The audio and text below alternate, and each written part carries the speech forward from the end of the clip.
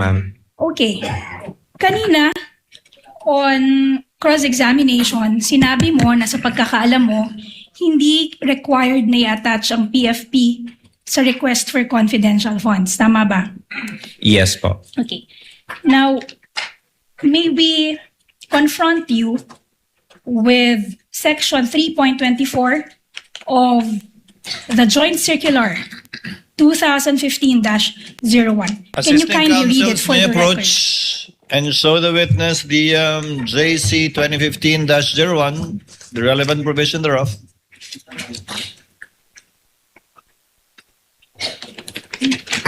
Can you kindly read for the record what 3.24 of the Joint Circular states?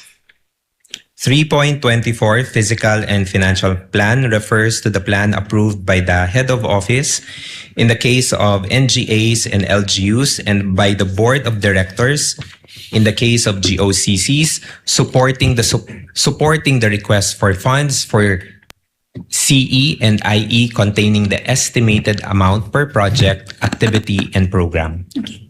Nabasa niyo po ba yan bago kayo sumagot kanina? Familiar po kayo sa provision na yan? I have to be honest, ma'am, na I cannot remember this one, ma'am. Okay. Ngayon, hindi rin ikaw ang nagpadala or nag-prepare ng October 22, 2022 letter. Tama ba? Sorry, ma'am. Hindi rin ikaw ang nagpadala ng August 22, 2022 letter. Tama ba? It is through our Yes. usual na routing process, ma'am. And also, sabi mo kahapon, it was the decision of the Vice President to request the confidential funds. Tama ba? Yes, as the head of agency, ma'am, I would understand that she has the authority to request for the said funds, ma'am. And siya rin yung nag-sign off dun sa August 22, 2022 letter. Tama ba? Yes, ma'am. Siya yung pumirma. Tama ba? Yes, ma'am. Okay. So hindi mo hindi mo alam kung paano ininterpret ng Vice Presidente yung provision na iyong binasa. Tama ba? You cannot say with certainty how the Vice President interpreted that provision. Before you answer, Mr. Otono, yes, Attorney Christine? Witness is incompetent to read the state of mind of the Vice President. That's Your Honor. precisely the point, Your Honor. That's precisely what I'm asking the witness to confirm, that he cannot say with certainty the frame of mind of the Vice President if she was also thinking that the PFP is not required for the request. Applying the rules equally, if he knows, witness may answer. Thank you, Your Honor. Again, ma'am, for the question ulit, ma'am. So hindi mo rin masasabi, you cannot say with certainty na ganyan din ang interpretasyon ng Vice Presidente dun sa provision na binasa mo nang ipinadala ang sulat to the DPAM dated August 22, 2022. Tama ba? I cannot, ma'am. But you are sure, you can confirm that the Vice President is a lawyer. Tama ba? Yes, ma'am. She is a lawyer. Sinabi mo rin kanina na yung confidential funds, to your knowledge, hindi lang to ginastos sa regular programs ng good governance. Tama ba? Ma'am, what I meant, ma'am, is that Sorry, Mr. Tony, let me just clarify. Sinabi mo kanina na to your knowledge, yung confidential funds were not spent on the regular programs under the good governance program. Tama ba? that's correct, ma'am. Yan din yung sinabi mo para sa socio-economic delivery programs. Ang sabi mo, yung confidential funds hindi ginamit sa regular programs ng socio-economic delivery programs ng OVP. Tama ba? That's correct, ma'am. Pero you will confirm na yung sa PFP, hindi naka-indicate na the confidential funds will be used not for the regular programs of the good governance program of the OVP. Tama ba? Walang qualification dun sa PFP. Tama ba? Ang nakalagay lang doon, good governance program. Yes, ma'am. Based on the document that I Yes. saw, ma'am, it only indicated the program titles. Okay. Tama. So, hindi naka-indicate doon na gagamitin ang confidential funds para sa programa other than the regular programs under the good governance program. Tama ba? Yes, ma'am. The same is true for the 2023 PFP. Ang nakalagay lamang doon, socio-economic delivery. Walang qualification. Tama ba? Based on the document that was Yes. presented, ma'am. Hindi rin sinabi na the confidential funds for 2023 ay gagamitin for programs other than the regular programs of the socio-economic delivery programs of the OVP. Tama ba? Sorry, ma'am. Can you repeat the question, ma'am? Hindi To be rin clear. sinabi sa PFP for 2023 the confidential funds of the OVP will be used for programs other than the regular programs under the socio-economic delivery program of the OVP. Based on the Yes. document, ma'am, it does not specifically indicate. Okay. And you would confirm that the seeming confusion would have been avoided had the Office of the Vice President only indicated the specific programs under both the good governance programs and the socio-economic delivery programs in the PFP. Tama ba? Objection. What is the ground? Attorney Christine? Speculative, Your Honor. Your Honor, again, a question does not... The witness is smart enough. Mr. Antonio, you may answer if you know. Can you repeat the question, ma'am? The confusion would have been avoided or would have been averted. May iwasan sana ito kung yung OVP nilagay doon sa dalawang PFP for 2022 and 2023 yung specific each and every program that will be funded by the confidential funds for both Objection. years. Tama ba? Objection, Your Honor. So What's the ready ruled objection, upon, Your Attorney Honor. Christine? The witness did not say there was a confusion, Your Honor. That was misleading. I didn't say, Your Honor, that this witness mentioned But her question says, so the confusion should have been avoided, Your Honor. The question is misleading. Because, Ma'am- Your Honor, there was an inconsistency, Your Honor. Earlier, She is interpreting and making conclusions out of the answer of the witness, Your Honor. Attorney May, kindly reform. Yes, the witness did not say that he was confused. okay. Reform, you can get to the same point. Throw another way. Okay. So, Mr. Ortonio, kung nilagay yung each and every program that will be funded, stinate doon sa dalawang PFP, yung particular programs na paggagamitan ng confidential funds, wala sanang question kung saan ito ginamit. Tama ba? Objection, Your Honor. Same objection, Your Honor. Actually misleading kasi wala sanang questions. He did not say that there were questions on Then the I will confidential. drop the sana, Your Honor. Mr. Ortonio, if I may, counsels, Mr. Ortonio, bakit hindi nilagay doon sa PAP yung particular ng good governance at socio-economic program na hindi ito bahagi doon sa original o regular na budget ng OVP? Sa Sir, pagkakaalam mo. thank you, Your Honor. On the question, sir, on kung bakit hindi nilagay, sir, I would have no personal knowledge, sir, on why, since the document was prepared by our special disbursing officer. Sa paggawa ng sagot sa OEM, sa palagay mo ba kung nilagay niya yon, hindi na masasama sa OEM, sa AOM yon? Based on my understanding, sir, it could have helped, sir, to clarify. Okay. Your witness, counsel? Okay. Mr. Ortonio, yesterday and today, paulit-ulit mong sinasabi na wala kang participation sa disbursement and implementation of the confidential funds. Tama ba? Yes, ma'am. So hindi mo rin alam kung talagang saan ginamit yung confidential funds, kung anong programa dinisburse ito. Tama ba? Objection. Objection, Your Honor. What is the ground? Not covered by Attorney the Christine? cross. Let's give her sufficient leeway, counsel. This is one of the questions in the minds of the senator judges. Just to clarify, you may answer it, Mr. Antonio. No, I would not have any personal knowledge. So hindi mo rin alam, based on your personal knowledge, na yung confidential funds ay hindi ginastos sa regular programs under the good governance program. Tama ba? Kasi wala kang sabi mo, wala kang participation, wala kang personal knowledge kung saan dinisburse yung confidential funds. Tama ba?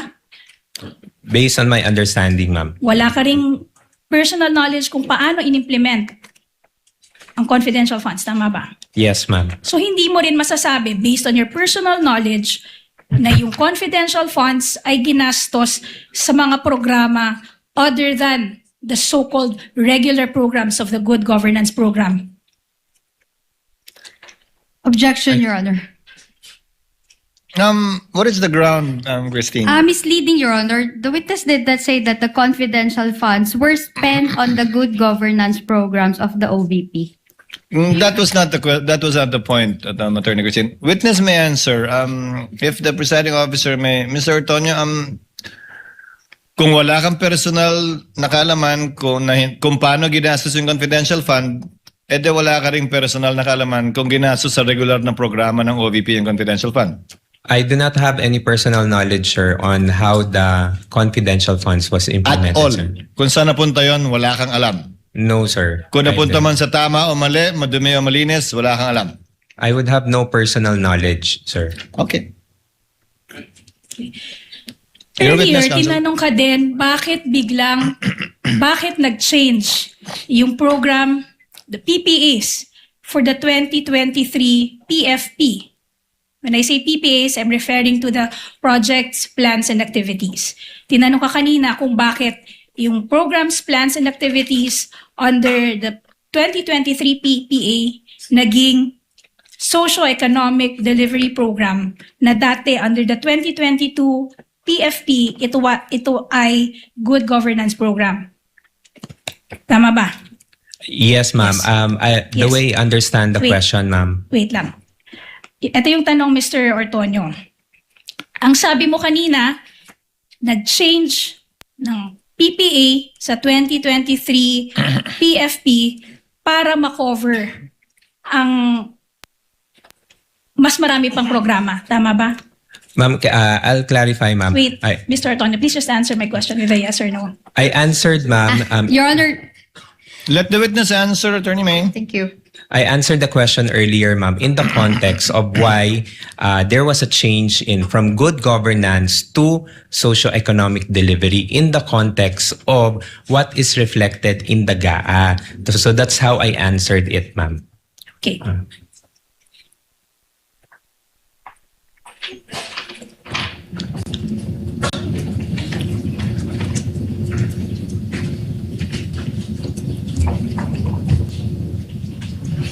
Pero you will confirm na wala ka ring participation dun sa pag-identify, sa pag-prepare ng PFP. Meron ka bang participation? For the PFP, ma'am, no. Okay. Kanina tinanong ka rin tungkol sa petition for review na final ng OVP sa COA. Tama ba? Yes, ma'am. And you will confirm that this petition for review was denied by the COA. Tama ba? And yes, ma'am, and Yes. subject for motion for reconsideration. Ibig sabihin, nang dininay ito ng COA, yung COA, it stood pat with its earlier decision, with its earlier findings. Tama ba? Your Honor, If he knows, counsel. Yes, ma'am, but then again, subject for the filing of motion for reconsideration. Sinabi mo din kanina na wala kang participation sa drafting ng liquidation. Wala kang participation sa drafting ng request. Wala kang participation sa drafting ng liquidation documents. Wala kang participation sa disbursement. Wala kang participation sa recording kasi ang may gawa nito ay si Ginang Acosta, di ba? Yes, ma'am. Naalala mo That's yun? correct. You will confirm na ikaw, ang Chief of Staff at ang Vice President, ang 3 top officers ng OVP, tama ba? As Assistant Chief of Staff, ma'am. Yes. So, kayong tatlo, kayo yung top 3 officers ng OVP. Assistant Chief of Staff, and the Vice President herself. Tama ba? Yes, ma'am. Okay. Sinabi mo na wala kang alam tungkol dun sa mga bagay na yon. At sinasabi rin ng Chief of Staff na wala rin siyang alam tungkol sa mga bagay na ito. So tama bang sabihin na among Your the three Honor, of you, si Vice President lang ang nakakaalam? Let her finish the question. Witness will not answer the question. Until the objection is ruled upon by the chair. Finish your question, Attorney May. Done, Your Honor. Attorney Christine, what's your objection? Misleading, Your Honor, and vague. First of all, the Chief of Staff has not yet testified with regard to the confidential funds. Well, Attorney Christine, the court took judicial notice of the proceedings in the House of Representatives where the Chief of Staff, Attorney Lopez, testified, and I went through the TSN, and such statements were made along those lines by the Chief of Staff of the Vice President. Witness may answer. Ma'am, can I be clarified with the question? Can you repeat the question, please? Okay. Kanina, sinabi mo na ang top 3 officers ng OVP ay ikaw, as Assistant Chief of Staff, ang Chief of Staff, at ang Vice President herself. Tama ba? Yes, ma'am. Ngayon, sinabi mo na wala kang alam tungkol sa drafting ng liquidation reports. Tama ba? Wala ka ring alam sa disbursement ng confidential funds. Wala ka ring alam tungkol sa recording relative to the confidential funds. Tama ba? Yes, ma'am. Ito rin yung naging posisyon ng Chief of Staff.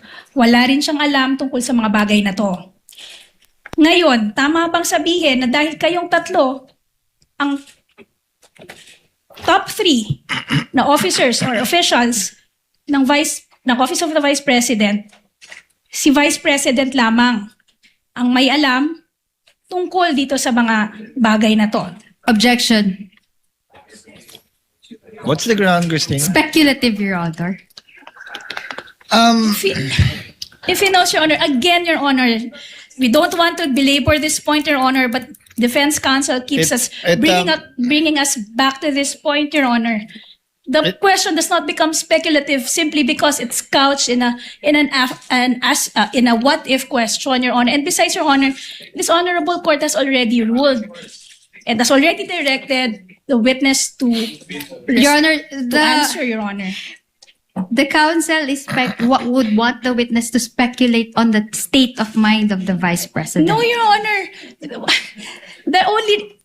Let me answer it in 2 points, Your Honor. Please, counsel, briefly. Yes. It's not speculative, Your Honor, because there was already an admission that they are the top 3 officials of the OVP. Now, the answer would be based on that admission, so it's not speculative. The question would only be speculative. It's completely conjectural, Your Honor. And second, Your Honor, the only reason I repeated the answer because the witness himself requested me to repeat.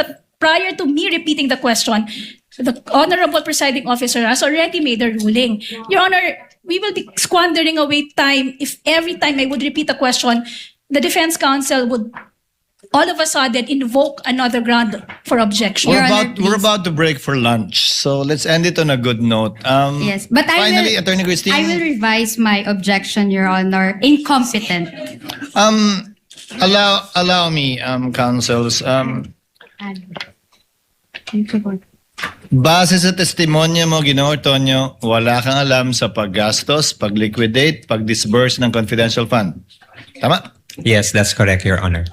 Sabi ni Gina Acosta, wala rin siyang alam.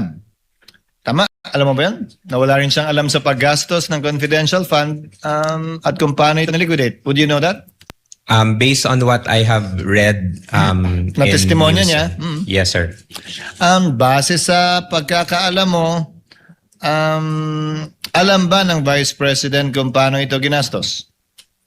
The way I understand it, sir, as the head of agency, I would understand that she knows the implementation, sir. Yes. So si Colonel Atchika, alam din siyempre.